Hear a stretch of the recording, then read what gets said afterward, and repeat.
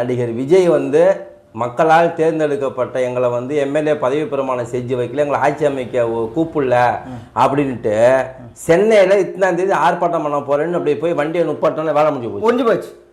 ஜல்லிக்கட்டுக்கு எப்படி போராட்டம் பண்ணணும் அது பார்த்து 100 பங்கு கூட்டம் வந்துடும். அதை அவர் செய்யணும். ஜனநாயக நாட்டில் வந்து ஒரு தேர்தல் தேர்ந்தெடுத்துறாங்க, அவங்கள கூப்பிடணும். எம்எல்ஏவே பதவி பிரமாணம் செஞ்சு வைக்கலீங்க. அப்போ எம்எல்ஏ நீ ஆட்சி அமைச்சு அப்புறம் அவங்க பதவி பிரமாணம் செஞ்சு வைக்கணும், அப்புறமேலுக்கா மெஜாரிட்டியை காட்டணும். எம்எல்ஏக்கு லிஸ்ட்டை கொடுன்னு ஆளுநர் கேட்பது வந்து சரியானு தான் தெரியல. தேர்தலுக்கு செலவாகக்கூடிய பணம் யாருடைய பணம்? கவர்னர் பணமா அல்லது மோடி அப்படி நெத்தி வேர்வை சிந்தி சம்பாரிச்ச பணமா? அது மக்கள் பணம், நம்ம வரி பணம். உனக்கு என்ன ரூல்ஸோ அதை சட்டத்திட்டமோ அதுக்கு உட்பட்டு நட. அவங்க காங்கிரஸ் கூட போறாங்க அல்லது கம்யூனிஸ்ட் கூட போறாங்க அல்லது வேற யார் கூட போறாங்க, உனக்கு அதை பத்தி என்ன? இப்போ திமுக தலைவர் முன்னாள் முதலமைச்சர் திரு ஸ்டாலினை கூட சொல்லுகிறார், இன்னும் தேர்தலை சந்திக்கிற அளவுக்கு மக்கள் தயாராக இல்லை, அது வந்து நிறைய செலவினங்களை உண்டாக்கும், இன்னும் தேர்தலை சந்திக்க யாரும் தயாராக இல்லை, இதை வந்து விஜய் ஆட்சி அமைக்கட்டும் அப்படின்னு திமுக தலைவர் மு க ஸ்டாலின் வந்து பெருந்தன்மையாக சொல்லி. அப்படி பெருந்தன்மைனா இல்லை, அப்படி கலைச்சிட்டு வைக்கட்டுமே. புரட்சி தலைவர் எம்ஜிஆர் அவர்கள் வந்து நல்லாட்சி நடத்திட்டு இருக்குள்ள காங்கிரஸ் இந்திரா காந்திக்கு ஆட்சியை கலைச்சாங்க. கலைக்கக்குள்ள புரட்சி தலைவர் அவர்கள் நான் என்ன தப்பு பண்ணேன், ஏன் என் ஆட்சியை கலைச்சாங்கன்னு போயிட்டு வந்தார். அமோக வெற்றி. அதே மாதிரி இப்போ 108 தான் எடுத்திருக்கிறாப்புல. இவங்க 5 அது 5 விடுங்க, 108 இவங்க கலைக்கிட்ட அப்படியே போயிட்டு வரட்டும். இப்ப யாரும் தடுக்க மாட்டாங்கல்ல, 234 விஜய் தான். என்னது யாரும் தடுக்க மாட்டாங்கல்ல? ஆமா, 234 விஜய் தான். அந்த பயமும் இருக்கும் எல்லாருக்கும். இப்ப விட்டா தப்பிச்சாங்க. ஆமா ஆமா, கூட்டணி ஆச்சு வச்சு அப்படியே காலேஜ் ஆச்சுக்கலாம் முடியாத விட்டானா ரவுண்ட் அடிச்சிருவாப்ல. ஆமாங்க, 234 விஜய்க்கு வந்துடும். அதனால வந்து அதுக்காக தான் பயந்து. இப்ப மத்திய அரசினுடைய வழக்கறிஞர் சொல்லியிருக்கிறாரு, விஜய் வந்து தனிப்பெருங்கட்சி நாங்க ஆட்சி அமைங்கன்னு அவர் வந்து கடிதம் கொடுக்கல, கூட்டணி கட்சி காங்கிரஸ் கட்சியெல்லாம் எங்க கூட இருக்காங்க அப்படின்னு ஆட்சி அமைங்கன்னு சொல்லி கடிதம் கொடுத்துருக்கிறாரு. அதான் ஆளுநர் கேட்கிறாரு, காங்கிரஸ் கட்சிக்கு ஆதரவு கொடுத்துட்டு எந்தெந்த கட்சி ஆதரவு கொடுக்குறாங்கன்னு சொல்லுங்க, அந்த பட்டியெல்லாம் கொடுங்கன்னு கேட்கிறாரு அப்படின்னு மத்திய அரசினுடைய. கேட்க வேண்டிய அவசியமே இல்லை. இப்போ இன்னைக்கு நீங்கள் பேசுகிறீங்க, பாலகுமார் மட்டும்தானே தடையம்பாபு கூட பேசுவார், எத்தனையோ பேர் பேசுவாங்க. ஆமாம், இன்னைய நிகழ்ச்சிக்கு பாலகுமார் பேசிகிட்டு இருக்கார், அதை தான் பார்க்கணும். ஏன் ராமசாமி பேசலை, கந்தசாமி பேசலை அப்படின்னு யாரும். ஏற்கனவே ஒரு வழக்கில் வந்து சுப்ரீம் கோர்ட் சொல்லியிருக்கான், பெரும்பான்மை இருக்கான்னு ஆளுநர் பார்க்கணும், பெரும்பான்மை இருந்தால் தான் நீங்கள் ஆட்சி அமைக்க அழைக்கணும் அப்படின்னு சொல்லிட்டு ஏற்கனவே சுப்ரீம் கோர்ட் வந்து தீர்ப்பு கொடுத்துருக்கு. அதை பேஸ் பண்ணி தான் ஆளுநர் இது மாதிரி சொல்கிறாருன்ற மாதிரி சொல்கிறாங்க. அது எந்த அளவுக்கு என்னன்னு தெரியல. இருந்தாலும் கூட இன்னைக்கு மக்கள்கிட்ட என்ன ஒரு பேச்சு ஓடிட்டு இருக்கு அப்படின்னா, ஜனநாயக நாட்டில் மக்களால் தேர்ந்தெடுக்கப்பட்ட 108 சட்டமன்ற உறுப்பினர்களை கொண்ட தமிழக வெற்றி கழகத்தை முறையாக ஆட்சி அமைக்க அழைக்காதது பாஜகவினுடைய சதி. உண்மைங்க. இந்த சதியை விஜய் அவர்கள் வந்து என்னை ஆட்சி அமைக்க விடமாட்டேன்றாங்கன்னு அப்படியே கவர்னர்கிட்ட போயிட்டு திரும்பி ஒரு தாட்டி வரக்குள்ள அப்படியே ரோட்டில் உட்காந்துட்டாருன்னு வச்சுங்க. இங்கே கன்னியாகுமரியிலேருந்து மதுரையிலேருந்து விருதாச்சலத்துலேருந்து சென்னை வரைக்கும் அப்படியே நின்று போயிடும். இல்லை என்ன ஒரு கொடுமைன்னா, 4ஆம் தேதி சாயந்தரமா எல்லா கான்வாயும் சிஎம் விஜய் வீட்டுக்கு போச்சு, இன்னைக்கு ரிட்டர்ன் போயிடுச்சு. இது ஆளுநர் கூப்பிட்டு கேட்கறாராம், யாரை கேட்டு நீங்க போலீஸ் பாதுகாப்பு கான்வாய் அனுப்புனீங்க அப்படின்ட்டு டிஜிபியும் நேத்து டிஜிபியும் தலைமைச் செயலரையும் கூப்பிட்டு கேட்டிருக்கதா கூட தகவல் வந்திருக்கு. ஆமா, இது லாண்ட் ஆர்டர் மெயின்டைன் பண்ணலீங்க.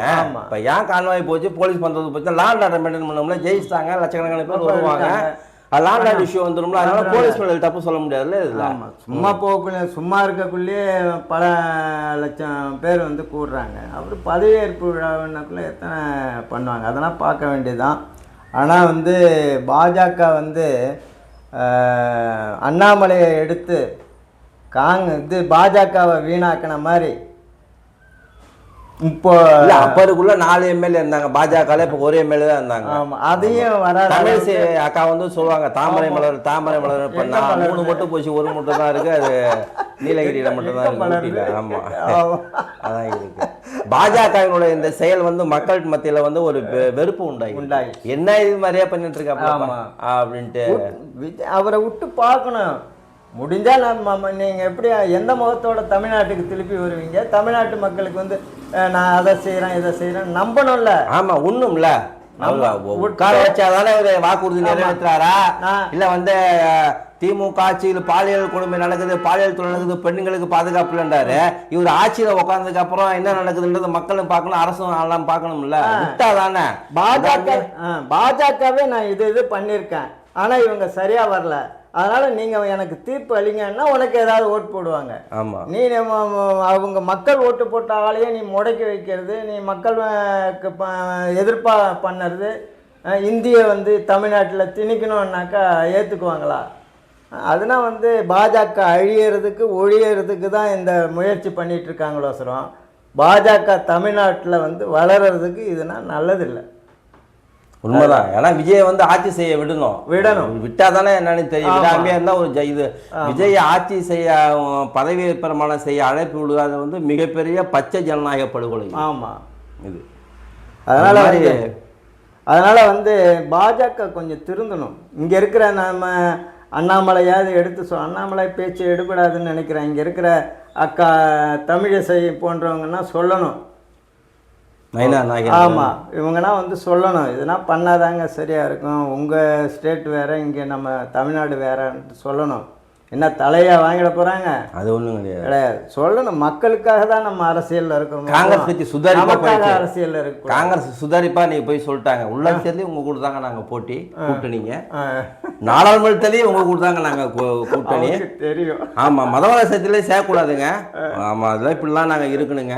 அதான் இவர் டிஆர் பாலுடைய முதல்ல வெளில போயிட்டு கொள்கை சாயம் பூசிட்டு பேசிட்டீங்களே நீங்கள் அப்படின்ற மாதிரி அவரு சொல்லிட்டு இருக்கிறாரு. ஆனா காங்கிரஸ் வந்து முன்னாடி வரல, போய் சேரலன்னு வச்சுக்க, மீதி பேர்லாம் 1 2 3ன்னு ஓடி இருப்பாங்க.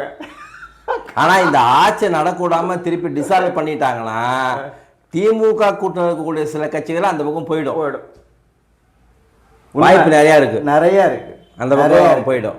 எப்படி இப்ப வந்து விஜய்க்கு வந்து பதவி ஏற்பு அழைப்பதற்கு வாய்ப்பு இருக்கா?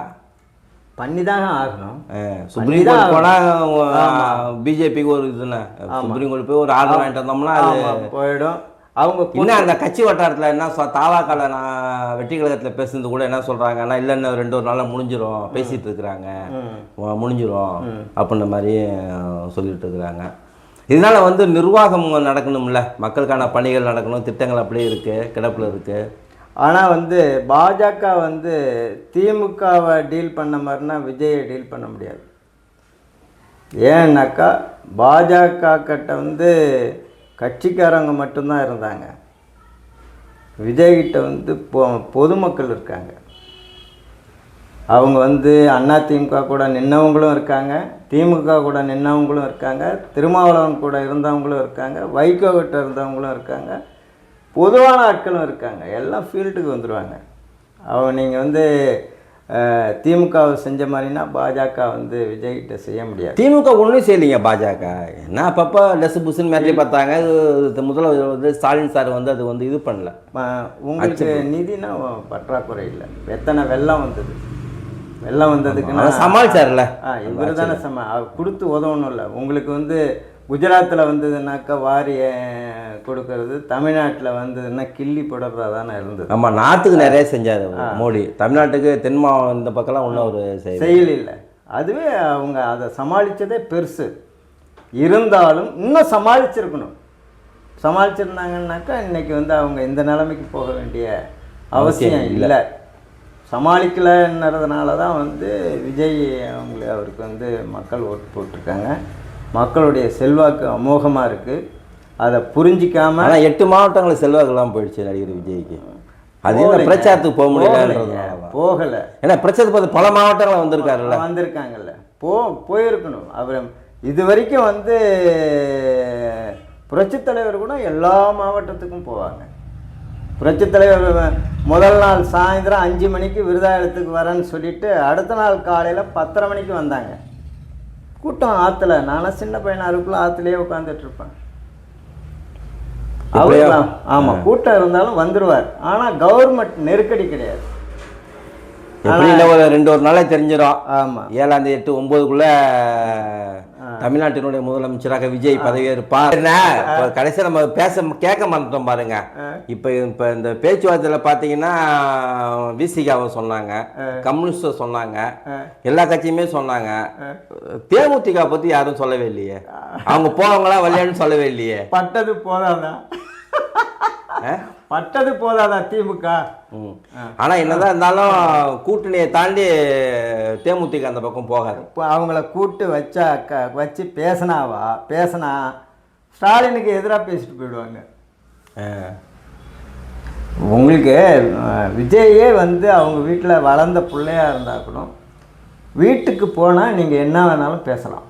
ஆமாம், பொது இடத்துல அவர் ஒரு தகுதியானவராக வந்துட்டார்.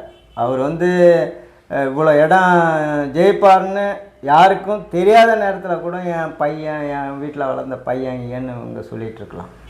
அவர் 108 இடத்துல 44 தனிப்பெருங்கட்சியா கட்சி ஜனநாயகத்தினுடைய உச்சமா இன்னைக்கு தமிழக வெற்றி கழகம் வந்திருக்கு.